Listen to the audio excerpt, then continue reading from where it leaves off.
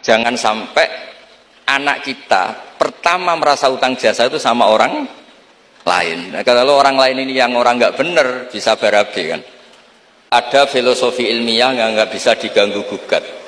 Ini harus kita camkan. Misalnya begini, al-insan abdul ihsan.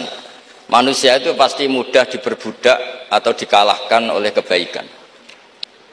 Singkat cerita ada seorang kiai waroi zuhud, di rumah nggak ada TV, nggak ada HP, nggak ada motor. Saking inginnya anak itu nggak terkontaminasi TV, nggak terkontaminasi HP, juga nggak sering keluyuran ada motor.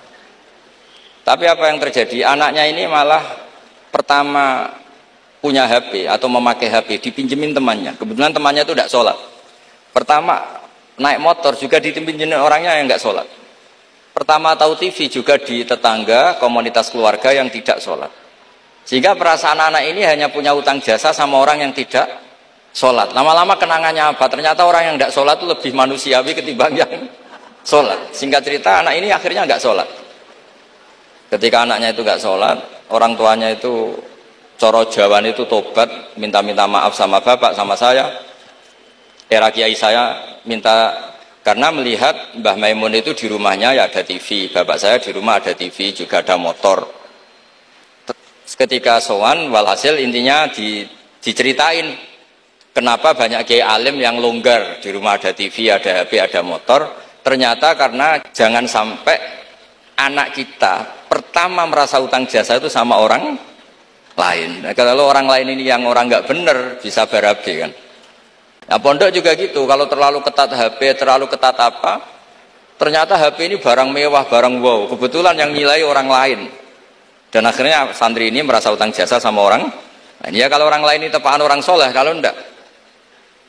Makanya ibu-ibu juga situ, senyum tuh barang mewah. Ternyata bapak-bapak kenangannya sama bakul kopi, tidak sama istrinya. Akhirnya yang diingat ya bakul kopi, karena senyum itu mewah. Ini sekaligus jawab pertanyaan yang enak, minta keadilan. Saya juga minta keadilan. Ya itu sudah komplit, jawaban itu sudah. Pokoknya kita kondisikan al-insan abdul ihsan. Jadi itu tidak bisa ndak. Makanya ngelola anak-anak itu ya harus hati-hati, ngelola istri, ngelola suami, ngelola komunitas masyarakat. Kenapa kiai itu harus dermawan? Kenapa orang baik harus dermawan?